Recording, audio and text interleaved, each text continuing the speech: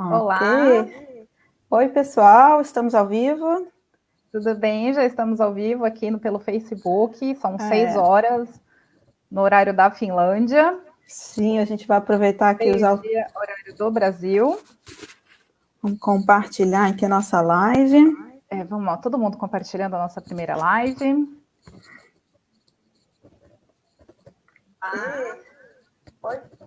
Sim, estamos ao vivo. Compartilhando, estamos ao vivo. Oi, gente. Então vamos começar a nossa primeira live. Oi, eu sou Adriana Minhoto, eu sou parte da comissão da Associação de Professores de Língua de Português na Finlândia e eu sou jornalista também. Hoje nós vamos iniciar a nossa primeira live do projeto Sala de Bate-Papo. O Sala de Bate-Papo é uma extensão da sala de aula e da sala dos professores. É um lugar onde a gente pode conversar, trocar ideias, tomar um café e relaxar. Então, pegue o seu cafezinho e aproveite conosco o nosso bate-papo. Hoje eu vou conversar com... Pegou Eu o seu peguei já, água, Lu? peguei água, tudo bem, gente? Hoje eu vou conversar com a professora Luciana Faria.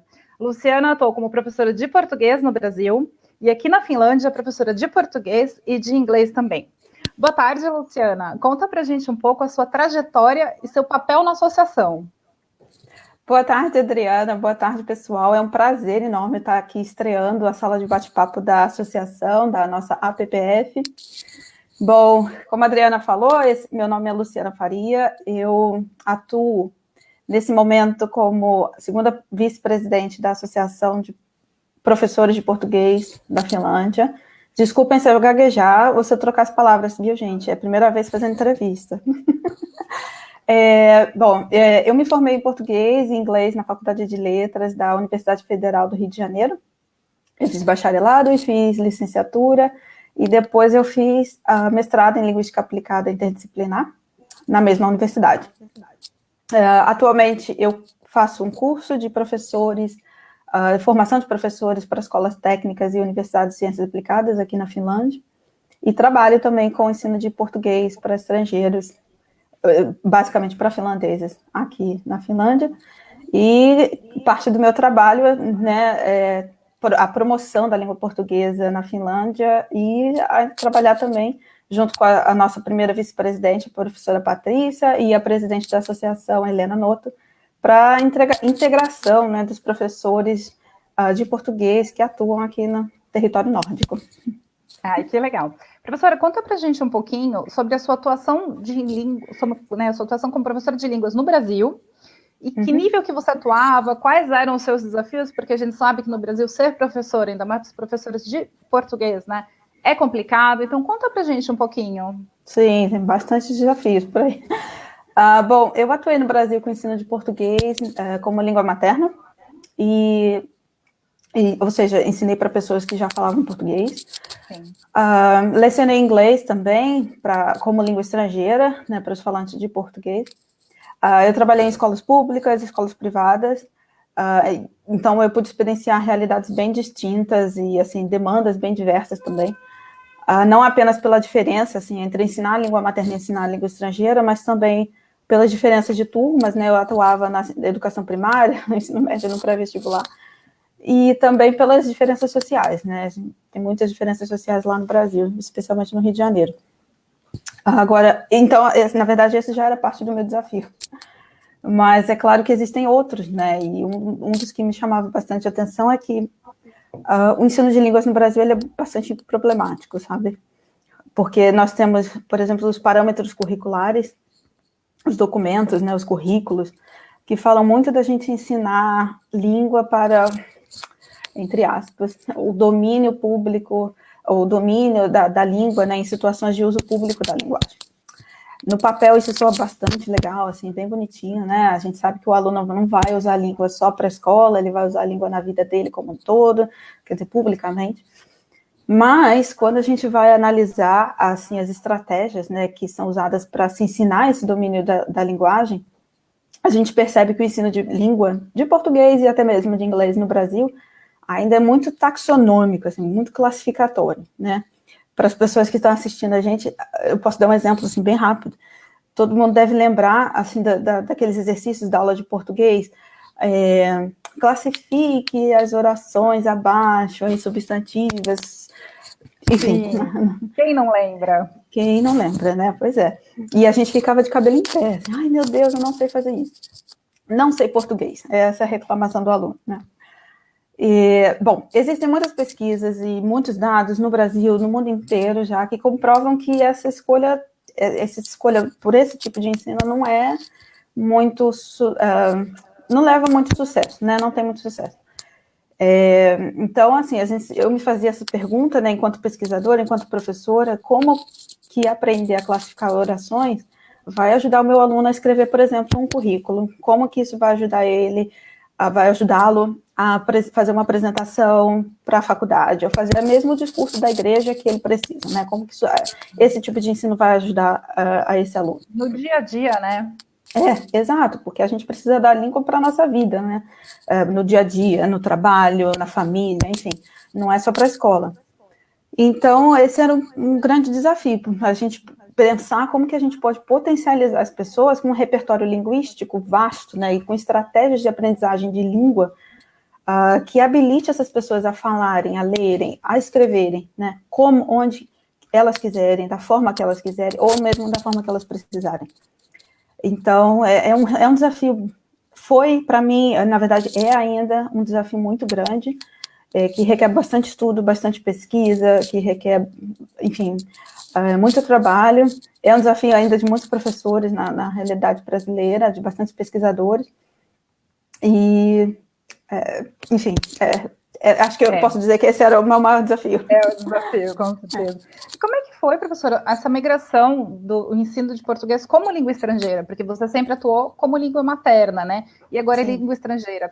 Tem muita dificuldade? Foi fácil? O que você tem para compartilhar? Olha, não foi fácil. Eu comecei a atuar com o ensino de língua portuguesa para estrangeiros aqui na Finlândia, quando eu migrei para a Finlândia, do Rio de Janeiro para Helsinki, o que tem mais ou menos 3 anos, não tem muito tempo. E, para ser honesta, enquanto eu trabalhei no Brasil, eu jamais imaginei que eu ia trabalhar com português como língua estrangeira. E na Finlândia. E na Finlândia, ainda mais na Finlândia, né? Até então eu ensinava português como língua materna e focava bastante meu trabalho no ensino de escrita, né, nas aulas de redação. Tinha bastante prazer, mas não imaginei mesmo que eu ia parar um dia na língua estrangeira. Então, quando veio essa oportunidade, eu fiquei bastante empolgada, né, de trabalhar aqui, mas confesso que um pouco nervosa também. Então, eu ficava me perguntando como é que eu vou fazer isso. Será que eu sou competente? Será que eu estou habilitada para fazer isso? Né? Todo mundo sabe que a Finlândia tem um sistema educacional maravilhoso, internacionalmente reconhecido, e eu achava que eu não estava à altura dos professores daqui. Mas, com a ajuda, posso dizer, de muitos colegas e amigos professores do Brasil e aqui da Finlândia, eu consegui, vamos dizer assim, resgatar um pouco da minha confiança, né? E perceber que eu podia aproveitar, assim, muito da minha experiência para essa nova empreitada. Ai, que legal. Então, eu comecei, assim, avaliando o que eu podia trazer da minha formação, né, para o ensino de português como língua estrangeira na Finlândia. E eu lembro que um aprendizado, assim, uma coisa que me marcou bastante, que ficou na cabeça, que eu resgatei nessa época, foi lembrar do nosso querido pai da educação, Paulo Freire. Saudoso Paulo Freire. Sim. Ele tem uma frase num dos livros dele que diz que ensinar não é transferir conhecimento, mas é criar possibilidades para a sua própria produção e sua construção, né? E isso vale a pena, acho que isso é válido para o ensino de qualquer coisa, assim, para o ensino de línguas, inclusive, né? E quando eu penso que ensinar não é transferir, mas é criar possibilidades, eu entendo que a gente tira do centro do processo de aprendizagem o professor, né, e passa a incluir o aluno. Então, nesse centro do processo de aprendizagem está o professor, está o aluno, e como pessoas, né, com as suas identidades, com seus problemas, com seus dilemas, com as suas necessidades, né. Quanto indivíduo, né? Exato. E, enfim, eu acredito que tudo isso precisa ser levado em conta quando a gente vai ensinar a língua, né. Então, nessa minha migração, né, para o português como língua estrangeira, quando eu percebi isso, eu comecei a me dar conta de que ensinar português como língua estrangeira não era um bicho de 7 cabeças, né, não precisava ser um bicho de 7 cabeças, e que, na verdade, para o meu caso específico, mudava a forma, ou melhor, mudava o conteúdo a ser ensinado, mas não exatamente a forma, né, porque a gente continua pensando, né, e se perguntando enquanto professor, que estratégias eu preciso construir para que o meu aluno aprenda X, né? Como é que eu posso criar conteúdo, material, exercícios, para que esse meu aluno aprenda português, né, de uma forma contextualizada, de uma forma que faça sentido para ele, né? Quais são as habilidades que ele precisa desenvolver, no caso, pensando na Finlândia, né? Quais são as habilidades que o meu aluno falante de finlandês precisa desenvolver para aprender português, para, por exemplo, reconhecer os sons do português que não tem na língua dele. Então, essas coisas eu já fazia, né, atuando no Brasil como com português, língua materna e ensino de inglês. Então, eu comecei a ver que a coisa era possível, né? Então, não foi fácil, é uma prática que requer bastante estudo, dedicação, atualização, mas é uma prática prazerosa também. Foi uma migração bem bacana. Ai, que legal. E só puxando o gancho, pessoal, a Luciana comentou do sistema educacional da Finlândia. Semana que vem, não percam, nós vamos ter nossa consultora Evelizeira lá falando com vocês sobre o sistema educacional da Finlândia. Sim, então, não percam, ficam atentos às nossas redes sociais, tá? Não percam mesmo. Para a professora Luciana, a pergunta que não quer calar. Tem muito finlandês querendo aprender português? Olha, tem bastante, viu? Tem bastante. Quando eu estava no Brasil e não fazia ideia de que eu me mudaria e trabalharia um dia na Finlândia, eu também poderia me perguntar, será que tem gente na Finlândia querendo aprender português? E tem bastante. Para a gente ter uma ideia, aqui na capital, né, a gente está aqui em Helsinki, existem aulas de português oferecidas pelas escolas públicas ou por algumas escolas públicas para as crianças que falam português. Não necessariamente as crianças que falam português do Brasil, mas todas as outras variantes. Então, essas aulas são organizadas no contraturno, né, das aulas normais, né, das outras aulas.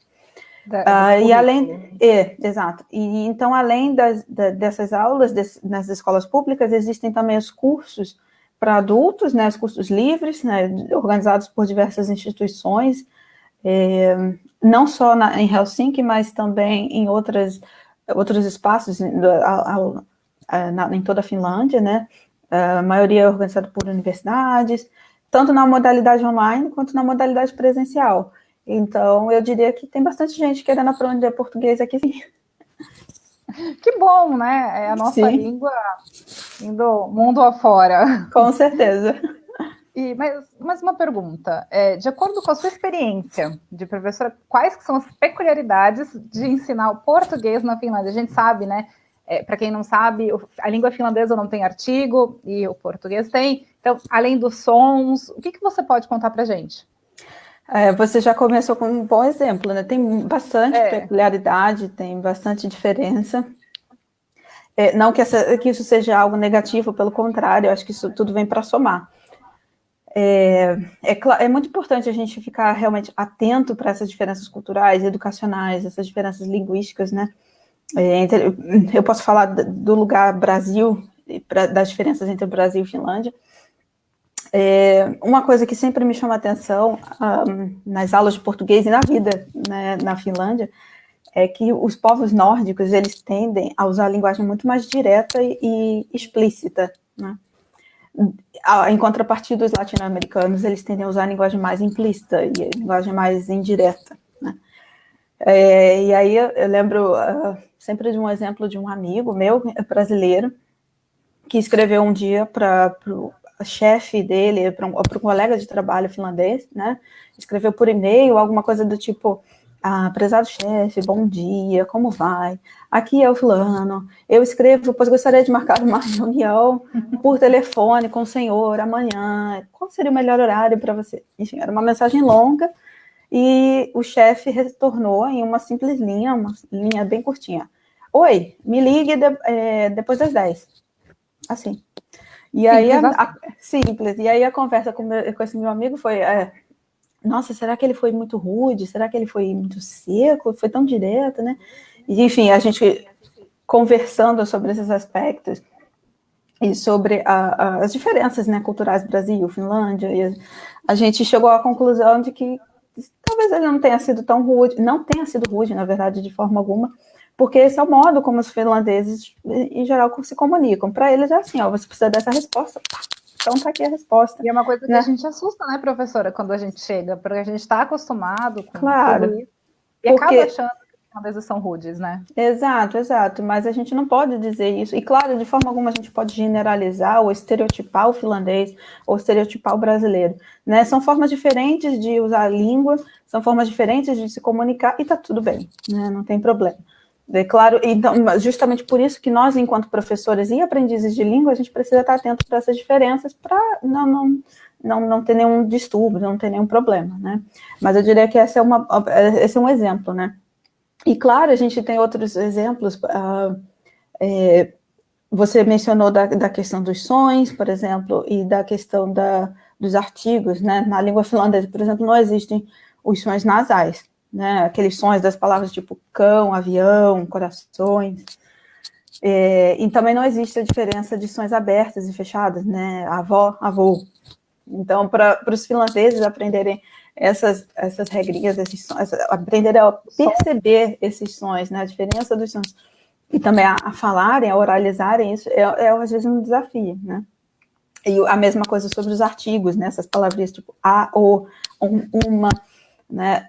Não existe na língua finlandesa, então, primeiro é difícil começar a usar e depois é difícil também começar a fazer a concordância, né? Então, às vezes saem umas construções do tipo, eu gostaria de uma café, eu quero uns flores, né? Então, claro que gramática não é tudo, mas a gente está falando de aprendizagem de língua, então poderia incluir esse também como um desafio por conta dessas diferenças nas línguas, né?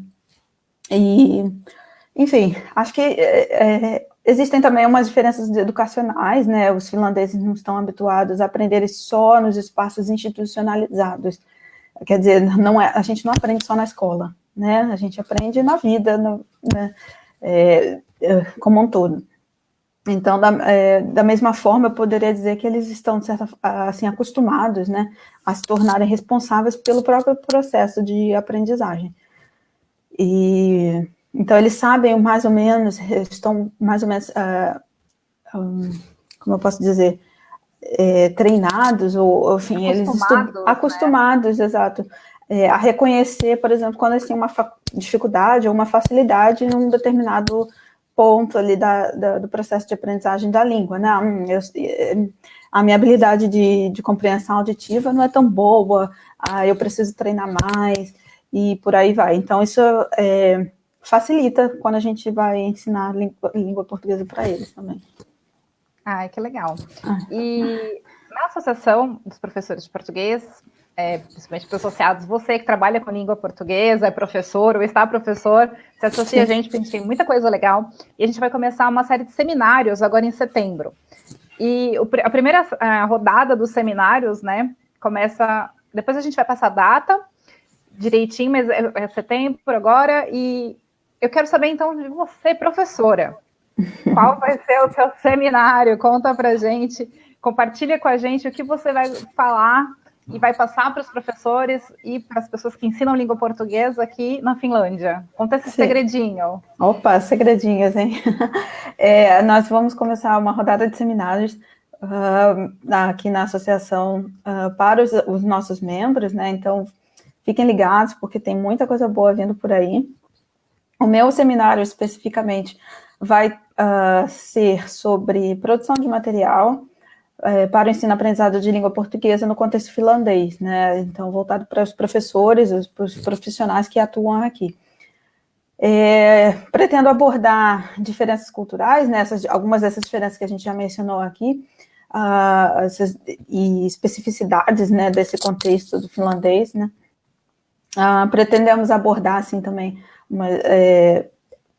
dicas, né, de ferramentas, de sites, de aplicativos, para o trabalho na modalidade tanto presencial quanto online.